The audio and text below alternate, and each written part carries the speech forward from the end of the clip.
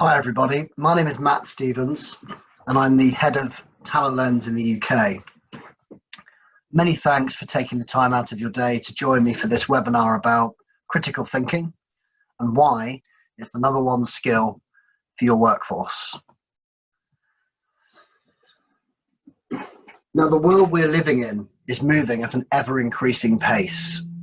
We're at the beginning of a fourth industrial revolution. Developments in AI, genetics, robotics, 3D printing, to name just a few, are all building on and amplifying one another. This will lay the foundation for a revolution more comprehensive than anything we've seen before. Now, COVID has added a further layer of complexity from which massive digital progression and innovation is and will continue to occur, furthering this revolution and the skill sets required in order for us to be successful. In many industries and countries, the most in-demand occupations or specialisms didn't exist 10 or even 5 years ago, and the pace of change is only set to accelerate. By one popular estimate, 65% of children entering primary school today will ultimately end up working in completely new job types that don't yet exist. The skill sets required both now and in these new occupations will change within most industries and transform how and where we work. With a handful of exceptions, jobs for life have already become a thing of the past, and the most successful employees will be those best equipped to move not only from job to job, but from industry sector to industry sector, taking with them a transferable skill set, plus an ability to learn new ones. A relevant question to ask, therefore, is your organization prepared for these changes? So, if this changing world requires different competencies from your employees, what are the old and new skills required for employee success? A major report published in 2016 by the World Economic Forum was compiled following an extensive survey of senior talent and strategy execs through around 400 leading global employers, representing more than 13 million employees. They were asked to rank the top skills required by employees and recruits across a wide range of job families back in 2015 and then for now in 2020. And interestingly, the table, as you can all see, shows that the top 10 skills in 2020 that these companies want from their employees and recruits are complex problem solving and critical thinking. Now let's just have a quick look at 2015. You can see on the screen that you've got 4 of the top 10 have now got a box around them and are in bold. These are all components of critical thinking. Critical thinking is the raw material that enables other core competencies. So complex problem solving, judgment and decision making, creativity are all fed by critical thinking aptitude. Indeed, if we look at now in 2020, this has only been furthered. I mean, critical thinking as itself has moved up to sort of right up near the top, #2. Complex problem solving, which is, as I've said, a derivative of critical thinking, is listed as #1. Creativity is in there at #3. And then we have a new entrant, cognitive flexibility, which is most definitely related to critical thinking skills at #10. So with that in mind, let's have a look at an ideal employee's toolkit, both for now and for the future. So we need our employees to be able to deliver a consistent level of performance. They need to be able to work in a collaborative yet autonomous style. Their communication style is obviously of paramount importance. They need to be able to get their point across, not in a dictatorial manner, but in a collaborative and welcoming and inclusive manner. We need our employees to be results focused, no matter which part of the organization they work for. We need them to realize that time is money. And even if you're not in a revenue generating role, that results focus and target focus is essential. Being multilingual is a distinct advantage as well, and will continue to be so. The ability to be persuasive without perhaps being overbearing, be able to get your point across and argue, but be able to be open to other people's opinions is going to be a key requirement alongside many other soft skills. And then finally, we need people to have the required ability for the role. Without that, they are just simply not going to be able to cope with the demands that are going to be placed upon them. As an aside, I'd like to draw your attention to this excellent resource by Pearson, which gives you an insight into which skills you're most likely to need to demonstrate in the next 10 years in order to remain ahead of the curve and thus competitive in your labour market. So just open source search 2030, the future of skills, and you can read the research, and then also you can find out about which skills you're going to need for your particular job area. Essentially, it's all about being adaptable and open to new experiences and learning new knowledge. So let's go back to cognitive abilities, because critical thinking is a derivative of this. Now, with critical thinking and cognitive abilities in general, the real power is located beneath the surface. It's something that you can't immediately see. It's the set of cognitive abilities, relevant experience and behavior that help to determine a successful employee and ultimately leaders. Another layer, another thread worth considering is that we're in a state of information overload. We consume around 24 million bits of information a day. Now, this is equivalent to 2 books a day of information. Within this, as an example, we're bombarded with around 1,000 advertising messages in the form of adverts themselves, or logos, branding, etc., etc. So that's a heck of a lot of sort of commercial information we're being bombarded with. And you add that within the overall picture, and as you can see, we're basically overloaded with information. So we need to know, how can we cut through the noise and make good decisions? Another complexity is fake news. It's by no means a new concept. Since humans were able to communicate, we've been probably misleading each other for our own purposes. Fake news is now big news. It's been popularized and really brought into mainstream consciousness. It's really hard to be able to sort objective facts from opinions and bias. Indeed, in the UK, in February 2019, the government increasingly realised that this is a problem, and they published a report on disinformation and fake news. And the chair of this parliamentary committee, a gentleman called Damian Collins, MP, he said, and I quote, "Democracy is at risk from the malicious and relentless targeting of citizens with disinformation and personalised dark adverts from unidentifiable sources, delivered through the major social media platforms we use every day." Further, New York Times article in September 2019, it revealed that based upon their research, 70 countries have been subjected to disinformation campaigns.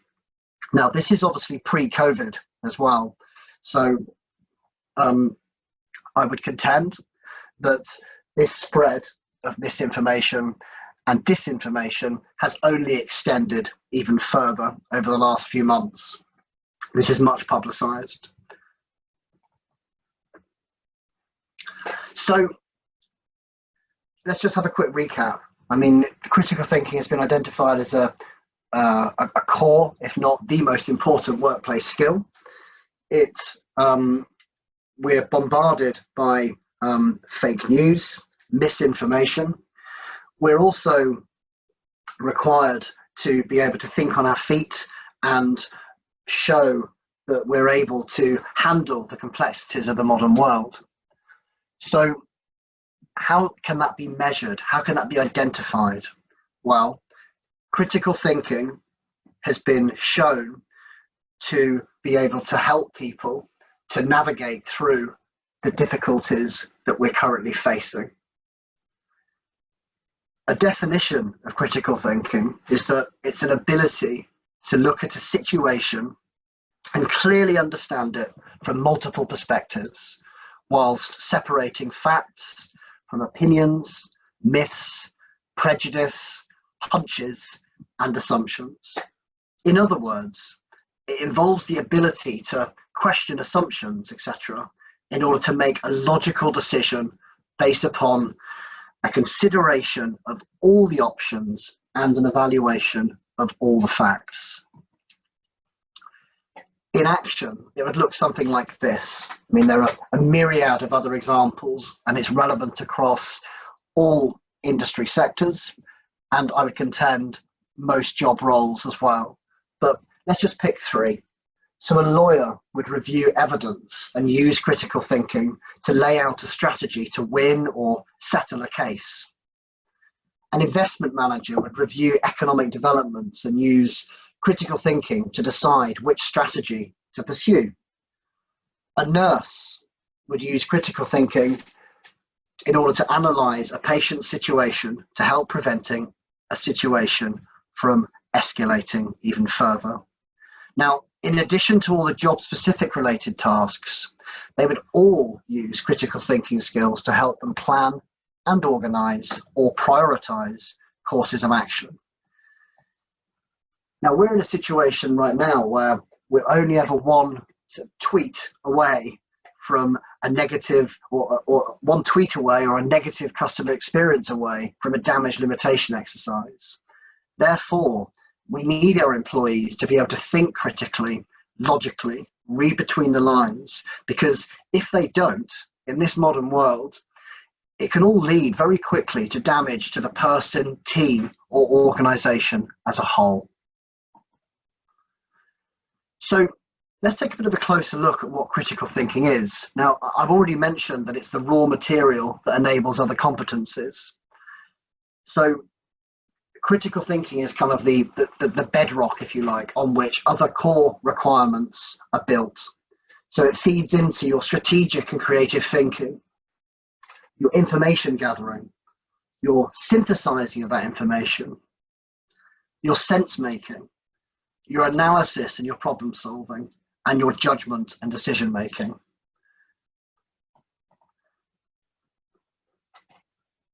Within Pearson, we use a model called the RED model, and that is what our tool, a critical thinking measurement, the Watson-Glaser, is based upon.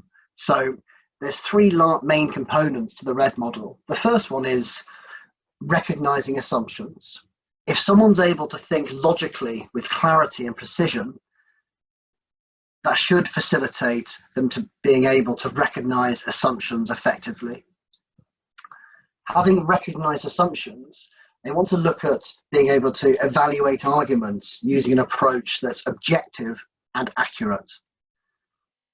Having passed through this, they then need to be able to draw a conclusion. So by focusing on information that's relevant, this should enable them to do that. So again, let's have a closer look at the RED model.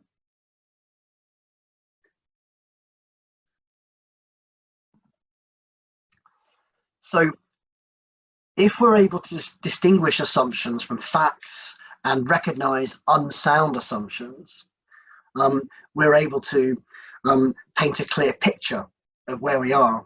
If we don't do this, if we don't recognize assumptions, we increase risk. Looking at the E element, evaluate arguments, by evaluating information and having an ability to focus on relevant and accurate information, this will help us to do this. If we use poor evaluation or don't do this thoroughly enough, this will often lead to unsound or poor conclusions. In turn, if we're leading or reaching poor conclusions, this will lead to poor decisions. And as I've said before, all of this can lead to damage to the person, the team, or the organization. So it's absolutely essential that people are able to pass through this model, if you like. And this is what our measurement of the critical thinking, the 𝑳𝒂𝒂𝒅𝒆𝒓, helps to elicit.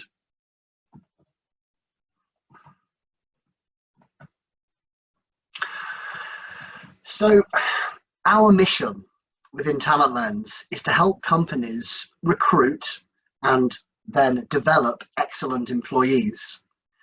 In the UK, around 70% of university graduates achieve a 2-1 or above.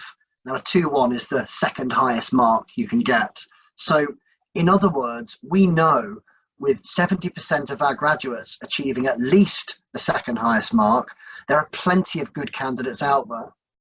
The challenge is to be able to find the best.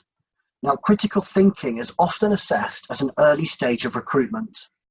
The objectivity the Watson-Glaser test provides levels the playing field. It asks the so what question, in that so what that you've got a first or a top degree from a really well-known university, or conversely, so what that you left school with few or even no qualifications.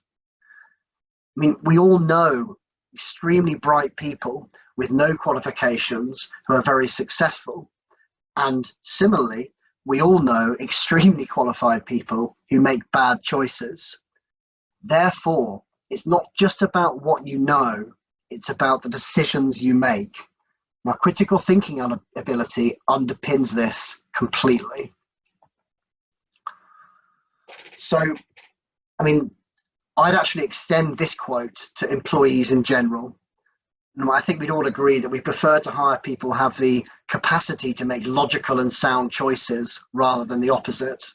But ultimately, if when you're hiring, you're assessing for critical thinking ability and people are scoring well, you're obtaining that sort of guarantee, if you like, that they're going to be able to make good reasoned choices and going to be able to cut through the noise, both in their professional and, importantly as well, their private lives. I'm just going to draw your attention to some research which kind of helped to underpin the current success of the Watson-Glaser critical thinking appraisal. So there was some research which was conducted in 2010 and in 2011. And in both cases, a very high correlation was found between scores on the Watson-Glaser and average final exam grade. So the 2011 study was much more expansive than the 2010, more people. But what this showed was just how effective the Watson-Glaser is at helping to predict workplace performance. Furthermore, the Watson-Glaser was shown to be more predictive than high school grades, university grades, and whether or not the students attended a top university. Since 2012, the results of this study, which was conducted within the UK Bar Council, the results of this study helped to determine that anyone wishing to train as a barrister in the UK has to pass a critical thinking test. So some other research was conducted, this is about 5-6 years ago now, of around 2,500 HR managers representing 2 million employees.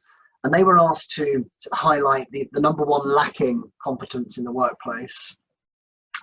And critical thinking, it may not come as much surprise by now, but critical thinking was regarded as the number one most lacking competence in the workplace, while simultaneously also being the most desirable, what we want them all to show. I've also included verbal skills here too, and you could also contend that even collaboration and creativity could be linked to critical thinking as well. So this just really shows the importance and expansiveness and pervasiveness of critical thinking as a requirement and thus a concept. So the question is, how do organizations measure this? Well, I've mentioned it 2 or 3 times already, but within Pearson TalentLens, we've offered the Watson-Glaser critical thinking test for a long time. It operates via intuitive item bank. No 2 candidates will receive the same set of questions.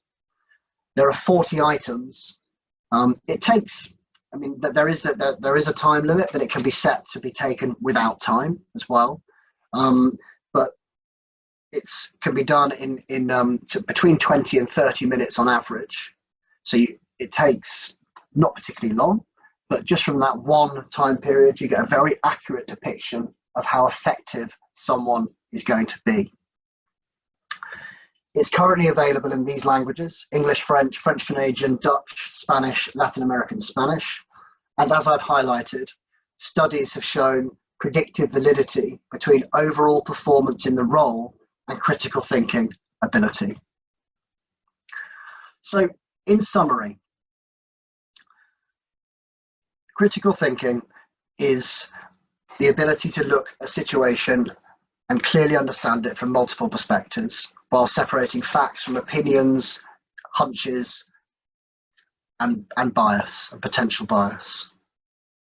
It's increasingly becoming the number one competency in the workplace, and indeed is the number one competency in the workplace due to its links with problem-solving ability. Critical thinking ability has a direct effect on an employee's potential performance. And finally, it can be tested as part of a hiring process or used as part of an employee development program. So we offer the critical thinking appraisal. We also offer 2 reports. One is a standard profile report, if you like, which gives you an indication of their ability. But then we also offer a developmental report. So this can help from either within an onboarding process or from a team development process.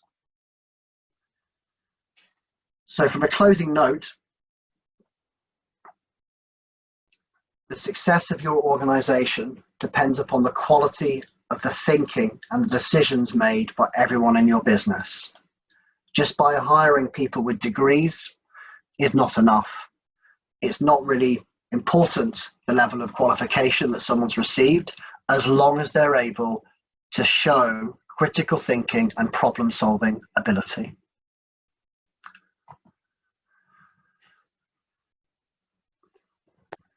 So I hope you found this presentation useful. Here are my contact details. More than happy to continue a conversation with anyone who's interested. So you can reach me at matt.stevens@pearson.com or on my number, and more than happy to continue this conversation. Thank you very much for your time.